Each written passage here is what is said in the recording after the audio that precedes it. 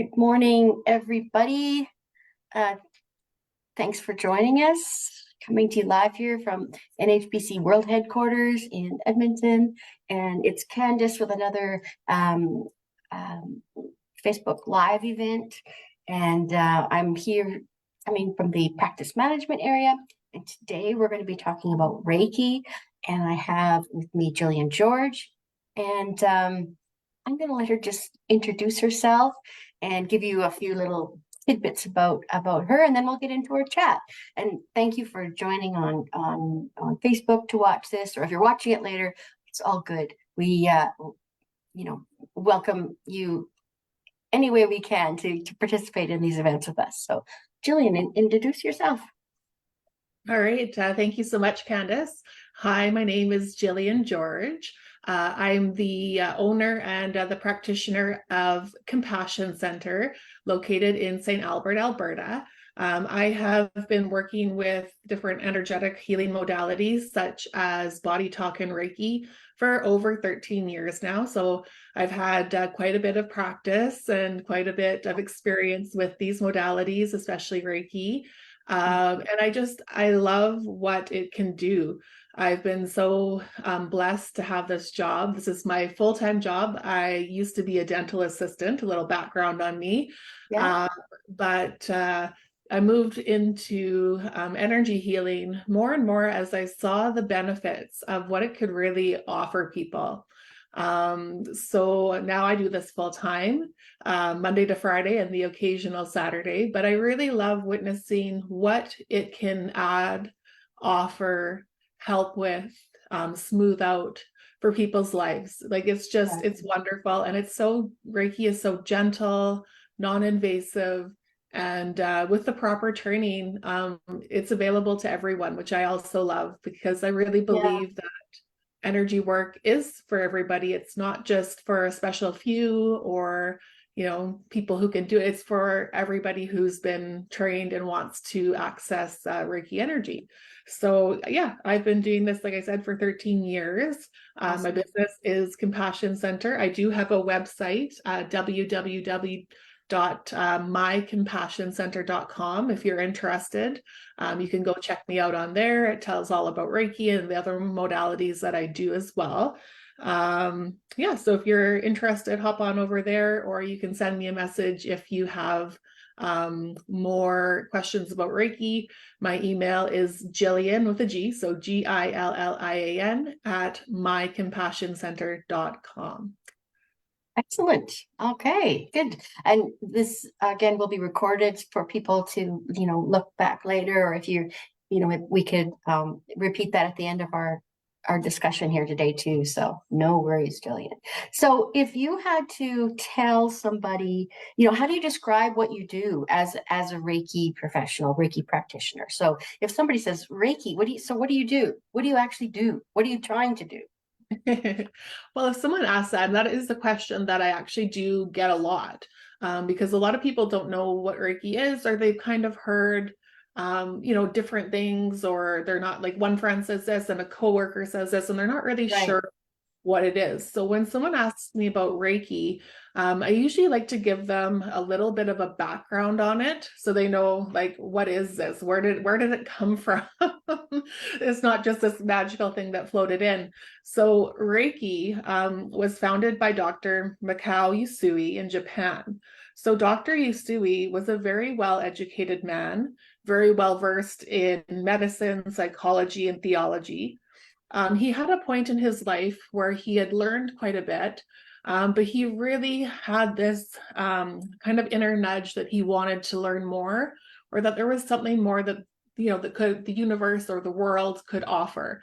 So he went to Mount Kurama in Japan, and he fasted, meditated, and sat there literally for 21 days, hoping to receive the answers that he was looking for. And on the 21st night, he got message, he got an idea, an inspiration for this healing technique called Reiki. And he was so excited, he went back into town and he started healing with Reiki. He started doing Reiki clinics, healing people, helping them feel better, helping conditions improve.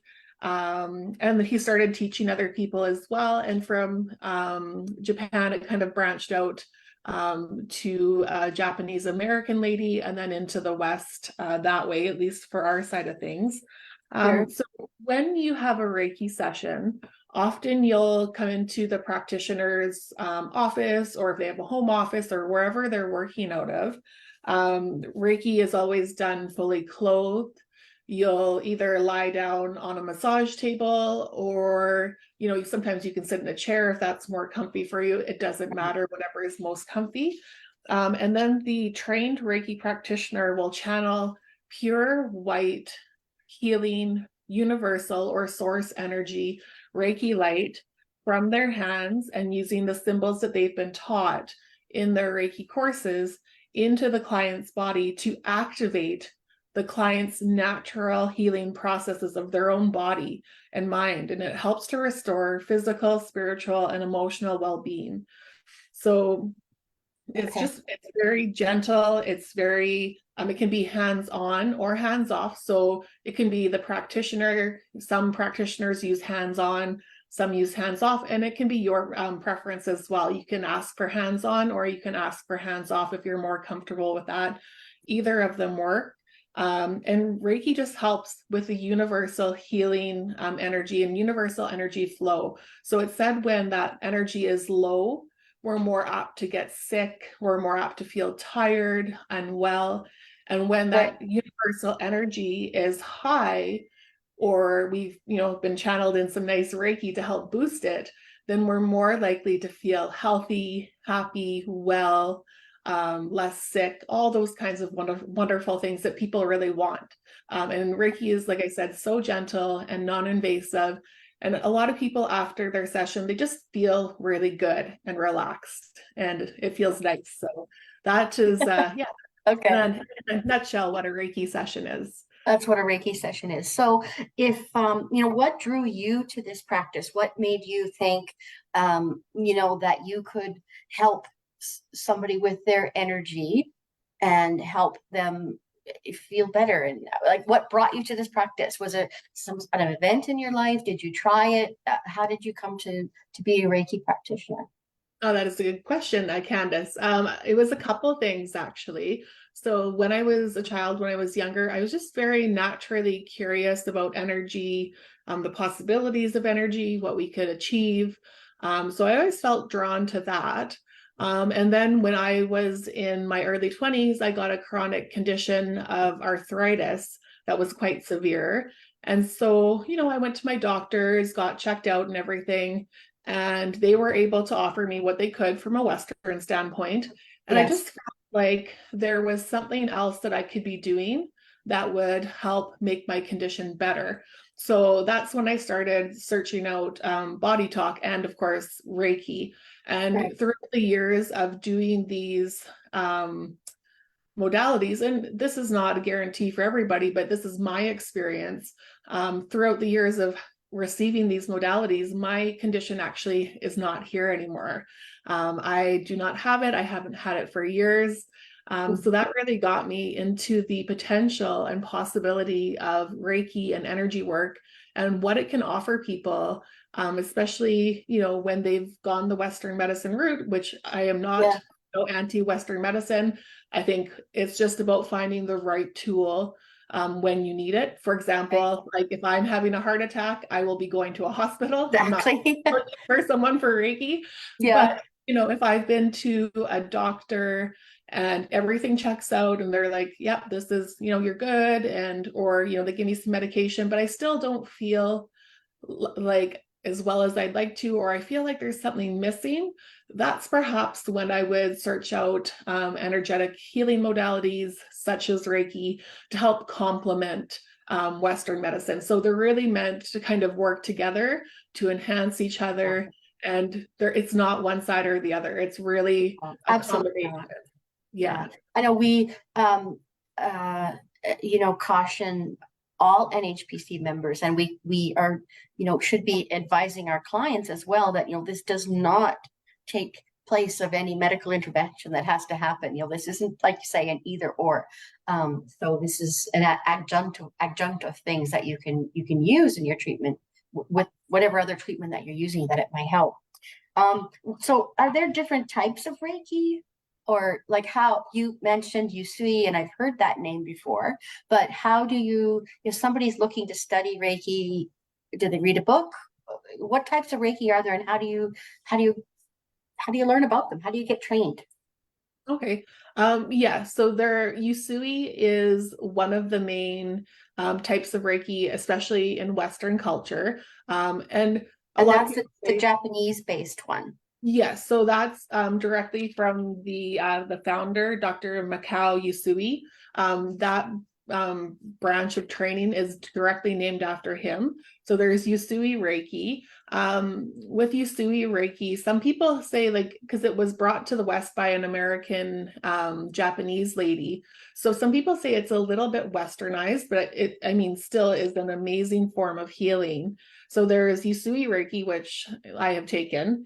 And then there's also there's many other forms actually. Another one of the more popular or more heard of types of Yeah. is Jikiden Reiki. And this means Jikiden means the translation is to hand down directly without translation. So when I took my Jikiden Reiki training, again, I loved my Usui training. I love my Jikiden training. They just offered something a little bit different. The Usui was a little bit more westernized, and the Jikiden was more, I'd say, traditional, at least in my experience. And everybody has their own experiences with these courses and depending on their instructor. But there is so many subsets of Reiki. When I was looking up and doing some research, I found that there's at least 25 or 30 different types of Reiki, depending on the course. Yeah, so there's actually quite a lot. Usui is definitely by far the main one, Jikiden coming in probably second. But there's also Karuna Reiki, I'm going to say this wrong, Sichim Reiki, Litarian Reiki. Yeah, there's a lot more. So when I looked it up, there was like a lot of different stuff. And this might be some people who are teaching it, putting their own spin on it as well. Sure. So, yeah. So I would advise anyone who's looking to get into Reiki, there's good books on Reiki. You can look up ones, you can see, the reviews on them, see how highly recommended they are. I would go with one of those. And then you can also look for instructors. So Reiki is taught, well, it was in the past always in a class and hands-on. Yes. I know we do it over Zoom now, so you kind of have to source out whether exactly if you're an online person, or for me personally, I like the touch, and I like, because with Reiki you'll feel different sensations in your hand. You'll feel maybe some cold, some hot, you'll feel energy moving. It's really, really neat. So for me, I would be an in-person Reiki class, but I think I would be too. Yeah. Yeah, exactly. So we have has their benefits, right? Right. We have a couple comments that have come in through from the Facebook group. Sure, yeah, it's such a beautiful blend into healing work to add Reiki, and they love one of our members loves blending Reiki with craniosacral sessions as well, or even ending a massage with a little bit of mini Reiki, as they say, right? So that's a wonderful point. Yeah, something that can be blended in for sure. Yeah, and that is one of the wonderful things about Reiki, as as you mentioned, Candace, and as the member mentioned, that Reiki is so good at blending with other modalities, be it cranial, be it massage.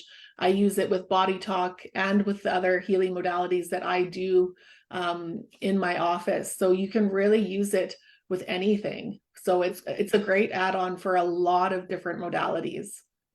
So what would you say, what's the biggest misconception? I know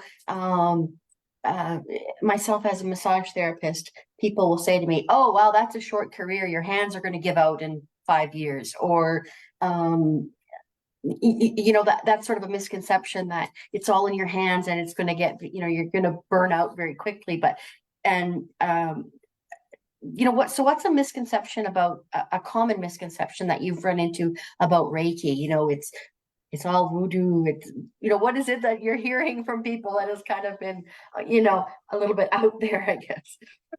Yeah, some of them are pretty funny, and Yeah, some of them, a lot of times people are like a little bit light with it, like, oh, is it voodoo? Or I guess, black yeah, magic. the Yeah. biggest misconception that I've come across is that Reiki is either a religion or a cult. It is absolutely, Wow. definitely not either of those. There is no religion associated with Reiki at all. And you can be of any religion and practice Reiki, and you don't have to be of any religion and practice Reiki. So it is totally non-denominational. Right. It is not connected with any sort of religion at all. It is just simply a holistic healing practice, and that is Full it. stop. Yeah. Yeah, full You're stop. That is absolutely it. right. She done. You know, exactly. That's right. You know, Yeah. when we think about, you know, the absence of touch in our lives, or even the nearness of things, you know, people are living alone, they're eating alone, they're working alone. Just being near other beings to get that energetic feel that we all, it's a basic human need to have human touch and to be in community and to, you know, be in concert with other people. I think that this is such a, like you say, such a gentle, non-invasive way to reconnect yourself to everything else that's out there. And, you know, I mean, we've read, or, you know, historically, there's been things like the laying on of hands, or, you know, a lot of cultures have their own way of dealing with healing in a gentle way. And I think that this is such a beautiful thing that you do. I'm, you know, really intrigued about it. And I have had Reiki sessions in the past and they've been fantastic. But I think in, you know, in society today, the way that we are, you know, living, which is, seems to be more in isolation than we would like, this is, you know, something that can be done, that I think can tie us all back in. So can you talk a little bit about, like, how would you do distance Reiki, and what are your feelings about that? Yeah, I agree with you, Candace. Like, so many people need that positive, safe touch these days because we are so isolated. And it's just such a beautiful connection between a practitioner and a client and universal or source energy. So it does really make us feel, like you said, more connected. That being said, if I do have clients who live in remote areas, are not able to make it in, and I do have clients all around the world, some in South Korea, some in Southern Africa, in Europe. So it's fantastic. And I mean, how this works, how distance healing works, is based on a lot of physics. So if you look at string theory or quantum theory, if you're interested in that, that's a good place to start to Just a uncover how small this little all bit of works. reading there. Yeah, exactly. Just a little bit, A probably little about. light reading. Yeah. Yeah, but there is some good short videos on YouTube if you wanted to look into those things. But yeah, like and again, it comes down to personal preference. And again, some people just prefer to, they have a busy day or they just prefer to do it online. And that is totally fine. If that's their preference, maybe they get a lot of touch. Maybe they're a school teacher and they're like, no one touch me ever again, please. Yeah. Or Yeah. kindergarten teacher or something. But like, so yeah, so no, distance Reiki absolutely works. My clients that I have, even in Northern Alberta, absolutely love it. When you get past your first and second levels of Reiki, I think even at the end of the second level of Usui Reiki, they Yeah. begin to teach you symbols to use to send distance Reiki. And in Jikiden, there's the similar sort of process of there is a way that you go about it. There's a very set way that you go about sending distance Reiki to Okay. somebody. Okay. Often my clients that receive distance Reiki like to know, what time it will be starting and finishing. And Sure. they like to lay Fair. down and they'll Yeah. just like to kind of feel whatever sensations they feel in their body. Mhm. But the nice thing too is that they don't have to. So if they're like, look, I'm just feeling run down and like I need some Reiki and some help, I have a really busy day, they can also just be going about their day and receiving Reiki that way. So it's totally, again, comes a lot to personal preference. But yeah, in my experience over the 13 years, distance Reiki is quite profound. It's just as profound as an in-person session. Oh. All right, we have a question that's come in off of the Facebook group here. As a client that is skeptical of energy healing, how would you explain Reiki? And is there any sort of scientific research or something about that? So somebody is skeptical. Do you have any things that you can help her with? Yeah, no,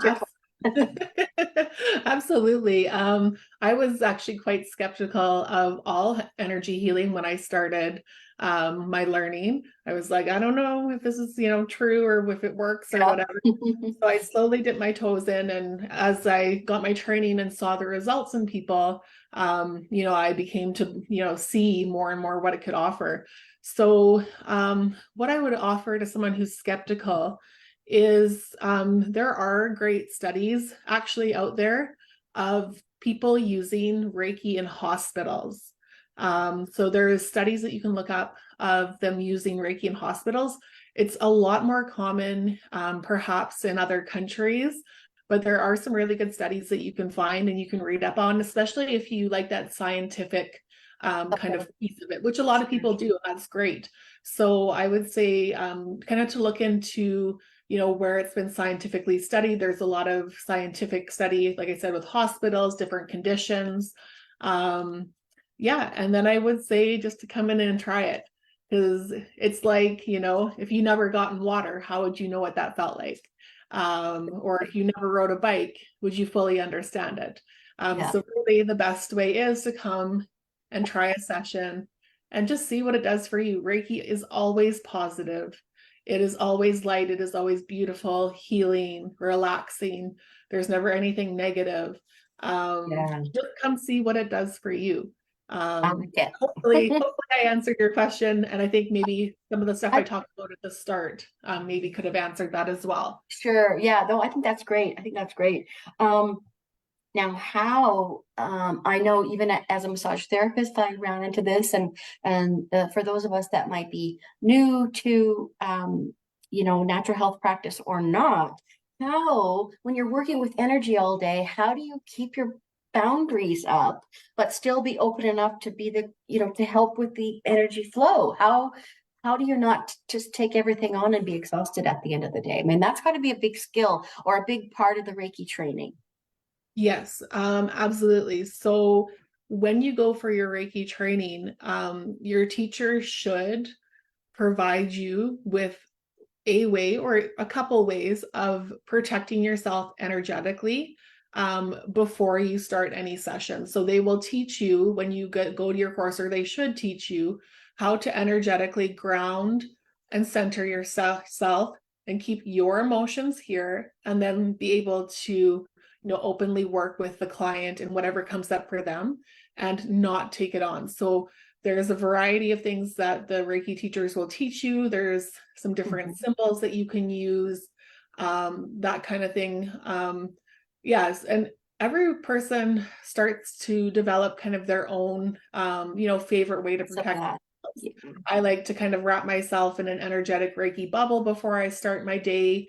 And it also plays into, I'll just say this quickly, with belief systems. Because if you believe that you have to take on other people's pain and suffering, or you can help by taking it on, my analogy for this is it's like, if you see someone in pain and we're going to say that they're in a boat and it's sinking, and you hop in with them trying to take it on, then both of you are not going to be feeling good. So it's actually more helpful and more healing to step back, to protect yourself energetically, and then work on the client as kind of a passive kind of observer and practitioner. Right. I love it. That's great. I have a couple more things here. We're getting closer to time. If there is well, let me back up. I wanted you were saying that you could use symbols. Now, what do you mean by symbols in Reiki? So when you take your Reiki training, because I'm not teaching a Reiki class and I don't have my Reiki teacher, but when you take your Reiki class, they teach you the sacred symbols that go along with Reiki. So you will, if you read a book even perhaps, or if you get into a Reiki class, that is where you will learn the symbols that I'm talking about. And they're off, some of them are like Japanese characters, some of them are shapes. So you will learn them there. Yeah, I won't be sharing any today because you're No, not, that's unless you've taken your training, but yeah. yeah. Okay. Excellent. And Ali is asking if all 25 types of Reiki are covered or approved for training with the NHPC.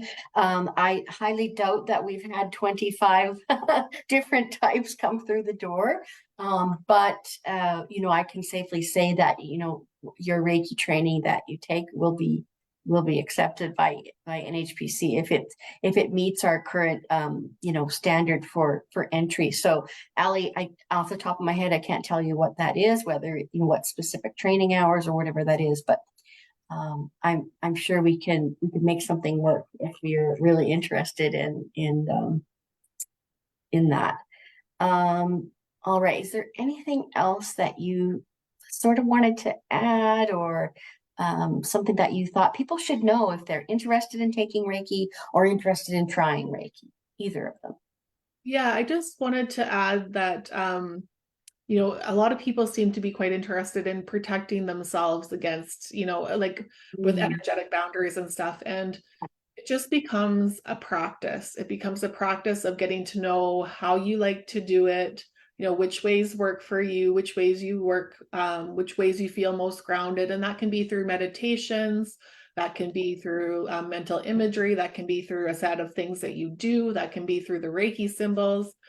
So there's many ways out there. It's just about finding what works for you, and it will develop over time as you work with energy. You'll become kind of just naturally more grounded and protected. At least that's been my experience. And I would say anyone looking for Reiki, I've really seen Reiki do no harm.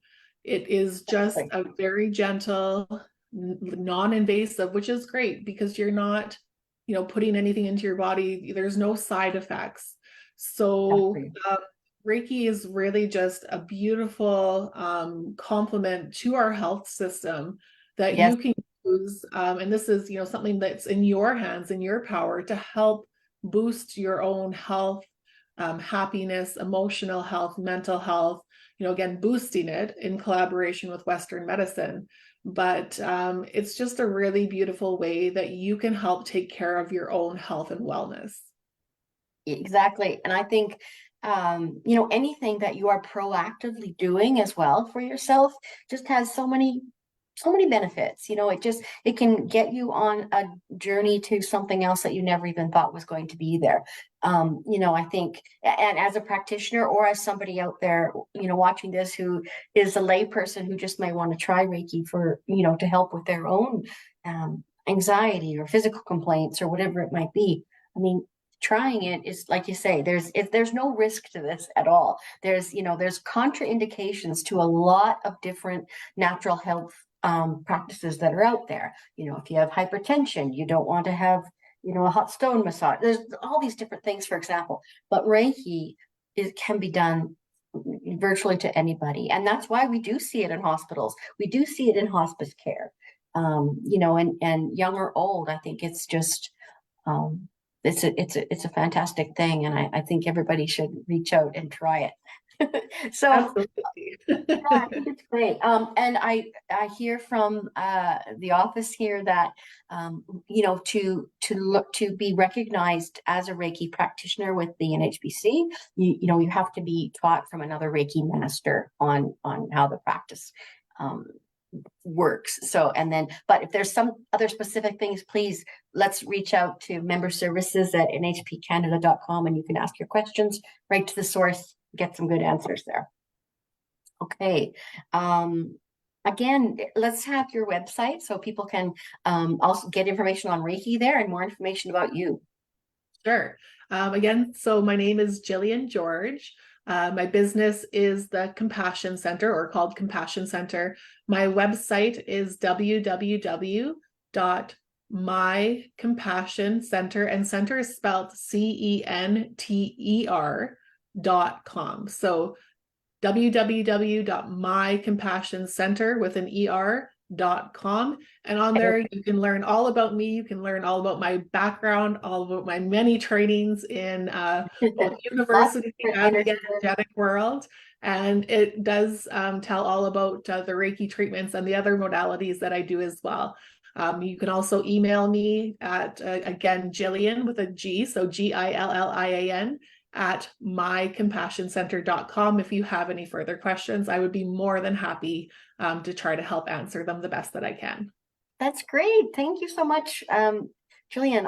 I've learned stuff today. I love when I learn new things. So this is great. And I know we have such a wide range of folks in our membership that have all these skills, energetic skills, manual therapy skills.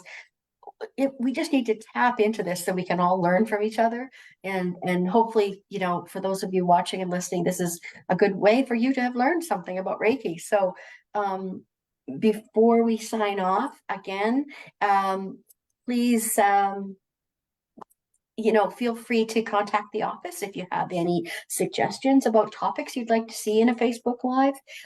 You can, if you send something in to growingtogether@nhpcanada.org or member services at nhpcanada.org, they will get to the right person and without fail. So thank you very much, Gillian, for joining me today. It was really good, really fun.